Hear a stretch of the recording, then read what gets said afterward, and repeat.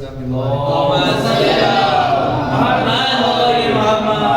विलादत की मुबारकबाद पेश करते हैं। जितने मुहिबान अहले बैत है सबको भी विलादत बासादत है। इमाम हसन अस्करी अलैहिस्सलाम मोहतरम कब्ल इसके जैसे कि आपने समाप्ति फरमाया है इमाम की अज़मत व फजीलत में से एक गोशा बज़ाहिर का मैं कर दूँ। यहाँ इमाम की अज़मत व फजीलत है बेशुमार है। क्यों? क्योंकि ये वो हस्तियाँ हैं जब दुनिया खल्क़ न हुई थी इनका नूर मौजूद था। क्योंकि वक्त में इनका जिक्र महदूद नहीं किया जा सकता क्योंकि ये वक्त से पहले खल्क़ हुए, वक्त से पहले खल्क़ हुए। और ये ना देखें कि इमाम का बचपना है, जवानी है, ज़ईफ़ी है। हमारे इमाम बचपन में भी हो तब भी इमाम है, जवानी में हो तब भी इमाम है, ज़ईफ़ी में आ जाए तब भी इमाम है। इनके हाफिज़ों में कोई कमज़ोरी नहीं आती बल्कि इनका नाम लेने वाले का हाफिज़ा कभी हो जाता है। क्या बात है, ये ख्यालात नहीं होते। लेकिन उसी का एक वाक़या है कि जहाँ इमाम दरिया के किनारे थे, 11वें इमाम, अभी बचपने का सिन था, मोतमद बिल्लाह, खुदा उस लानत करे, वो शिकार के लिए गया। तो जब घर से निकलता था अपने महल से एक बाज़ को छोड़ा करता था, बड़े परिंदे को छोड़ा करता था। वो दरिया के करीब जाता था और दरिया के करीब में जो छोटे मछलियाँ होते थे उसे अपनी ज़बान में अपनी चोंच में लेता था और इस तरह वो शिकार करता था। बादशाह आने पर बादशाह की जब सवारी आती थी तो वो छोटे मछलियाँ बादशाह के हवाले करता था। देखा कि जैसे ही बादशाह आ रहा है मोतमद बिल्लाह, जैसे ही आने लगा दरिया के करीब जो बच्चे खेल रहे थे वो बच्चे देखकर भाग गए सिवाय 11वें इमाम के। इमाम वहीं ठहरे हुए। क्यों? क्योंकि हमारे इमाम बचपन में भी हो तब भी मुश्किल कुशा होते, बचपना हो तब भी खौफ हो किसका? क्योंकि जिनके दादा बचपने में गहवारे में कल्ला अशदर को चीर दे, ये तो फिर भी बचपना है, वो तो 3 दिन के थे। अब जैसे इमाम आए तो सब बच्चे भाग गए हैं लेकिन वाहिद इमाम थे जो वहाँ ठहरे हुए थे। जैसे ही मोतमद बिल्लाह ने देखा एक मरतबा करीब आए और कहने लगे कि तमाम बच्चे भाग गए हैं मुझे देख, आप क्यों नहीं भागे, आप क्यों नहीं भागे? तो इमाम ने कहा कि भागे वो जिसे खौफ आता हो, भागे वो जो डरता हो और डरे भी वो जिसे डरना चाहिए। मुझे क्यों डरना है? और उसके बाद कहा कि मैं रास्ता छोड़ूं भी क्यों? क्योंकि इतनी जगह है, तुम्हारी सवारी कैसे भी जा सकती है, ना यहाँ जगह की तंगी है ना मुझे तुम्हारा खौफ। जैसे सुना एक मरतबा वो गुस्से में आ गया कि कम सिनी में इमाम का ये जवाब, और वो जान गया ये कोई और नहीं अली की ही औलाद है। क्योंकि इस अंदाज में बात ही अली की औलाद कर सकती है, बरदत रसूलुल्लाह ही कर सकते हैं। जैसे सुना एक मरतबा चले, बचपने का सिन है, देखेंगे कि इल्म का मेयार क्या है, ये हुज्जत खुदा है तो इनका मेयार क्या है। जैसे वो बास करीब आया उसने बास की चोंच से जो शय थी वो लेकर पीछे छुपा दिया। छुपाने के बाद अब इमाम से कहा अच्छा तो अगर आप हुज्जत खुदा इमाम वक्त है तो बताएं मेरी मुट्ठी में क्या है। अच्छा इमाम अली के साथ भी ऐसे सवालात कई होते गए। जब इमाम मस्जिद कूफा में मिंबर कूफा पे बैठे हुए थे और लोग आकर मुख्तलिफ सवालात करते थे और अली जवाबात दिया करते थे इमाम अली। उन्हीं में से एक शख्स आया जो यहूदी था, आया और आकर कहने लगा कि या अली मैंने आपके नाम के बड़े चर्चे सुने, आपको इल्म गैब भी है, या अली अगर इजाज़त हो तो मुझसे मुकाबला कर, मुझसे मुकाबला करें। अब अली में मुकाबला क्यों करें जो अली के बराबरी का ना हो? अली मना करते रहे। मजमा जो था वो कहने लगा कि या अली मुकाबला कबूल कर लीजिए, यानी चैलेंज कबूल कर लीजिए। अली ने कहा कि ठीक है ठीक है। अब उसने जैसे ही देखा अली ने उसे खाली हाथ बताया, उसके बाद अपना हाथ पीछे किया, उसके बाद फिर सामने हाथ किया, मुट्ठी बंद थी। अब अली ने कहा कि बता मेरे हाथ में क्या, बता मेरी मुट्ठी में क्या। उसके पास इल्म था आसमानी किताबों का। उसने आंखों को बंद करके अपने इल्म के मुताबिक कहा कि या अली जब आपने अपने हाथ को पीछे किया तो फलां पहाड़ी के दामन से एक परिंदे का घोंसला है, उसमें अंडे मौजूद थे, वो अंडा आपके हाथ में है, वो अंडा आपके हाथ में है। अब जैसे ही लोग कश्मकश में थे कि अली मुट्ठी खोले, हाथ खोले तो देखे कि अली के हाथ में है क्या। अब जैसे ही अली हाथ खोलने लगे देखा कि उसी परिंदे का अंडा।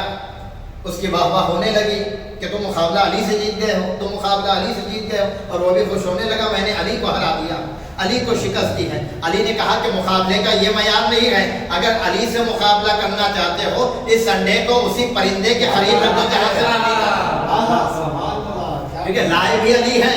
اگر تیرے پاس اتنا علم ہے تو یہی انڈا اس مقام پہ رکھ کر بتائے، تب مقابلہ تو جیتے گا۔ کہا کہ یا علی مجھ میں اتنا تو علم ہے کہ میں کہاں سے لائے وہ بتا سکتا ہوں، واپس رکھ نہیں سکتا۔ تو جب واپس رکھ نہیں سکتے تو یاد رکھ لو روح زمین پر کوئی ایسا پیدا ہی نہیں ہوا جو علی سے علم کا مقابلہ کر سکتا۔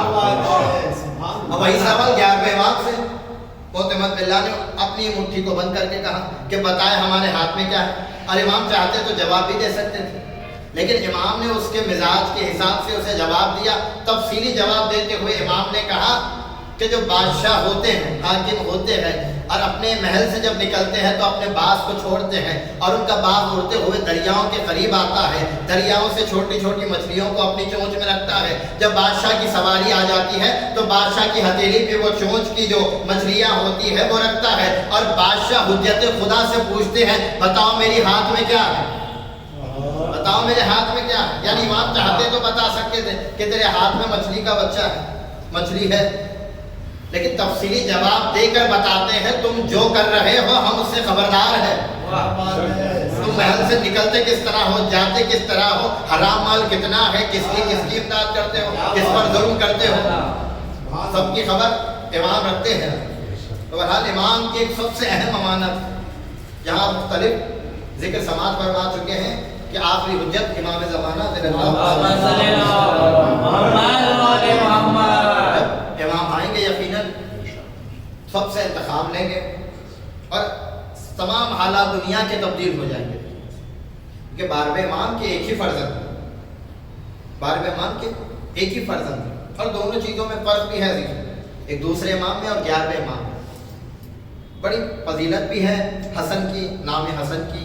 ان میں سے فضیلت یہ ہے، حسن کے معنی ذکی کے معنی، کیونکہ امام حسن کا بھی لقب ایک ذکی ہے، 11ویں امام کا بھی لقب ایک ذکی ہے۔ ایک ذکی ہوتا ہے کثرت اولاد کو کہتے ہیں جو امام حسن کو عطا ہو، ایک ذکی وہ ہوتا ہے جو ایک ہی فرزند ہو لیکن اس کی عمر طویل، اسے ذکی کہتے ہیں۔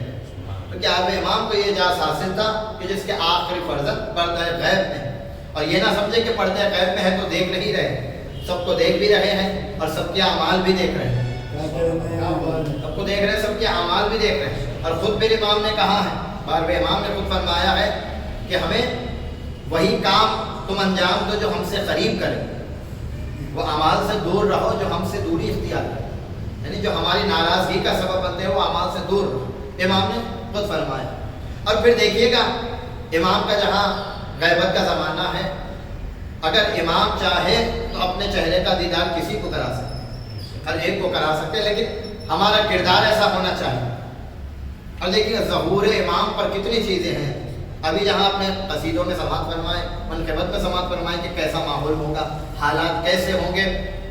حقیقت یہی ہے کہ امام پردے میں ہے تو سب کے چہروں پہ بھی پردہ، اس لیے تو شاعر نے قصیدے میں کہا کہ تم پردہ اٹھا دو گے جس دن دنیا کا بھرم کھل جائے گا، حق یہ ہے تمہارے پردے سے ایک ایک کا پردہ قائم۔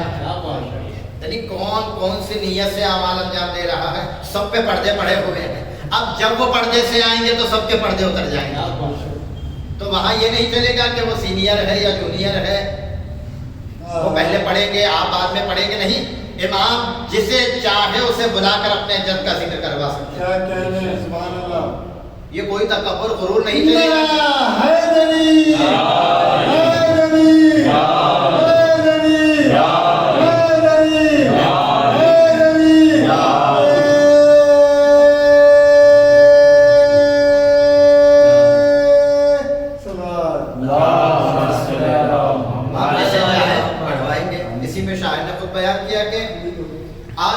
پردہ غیبت سے زمانے کے امام، آ بھی جا پردہ غیبت سے زمانے کے امام، تیرے منہ سے بھی تیرے جد کی کہانی سن لے، تیرے منہ سے بھی تیرے جد کی کہانی سن لے، ہم عزاداروں کی بس آخری حسرت ہے یہی، نوح شبیر کا ایک تیری زبانی سن لے، نوح شبیر کا ایک تیری زبانی سن لے۔ اسی 50 مصرے کے جاری میری زبان پہ الف لام میم ہے، میں جس پہ چل رہا ہوں راہ مستقیم ہے، تو جس کو امام عصر کا عرفان ہی نہیں وہ قوم باپ رکھتے ہوئے بھی یتیم ہے۔ آخری چار مصرے جو آج بھی تازہ ترین ہے، یہ 14 ہے تو الہی نظام زندہ ہے، انہی کے نام سے خالق کا نام زندہ ہے، منا کے جشن بتاتے ہیں ہم زمانے کو، ہمیں وہ لوگ ہیں جن کا امام زندہ ہے۔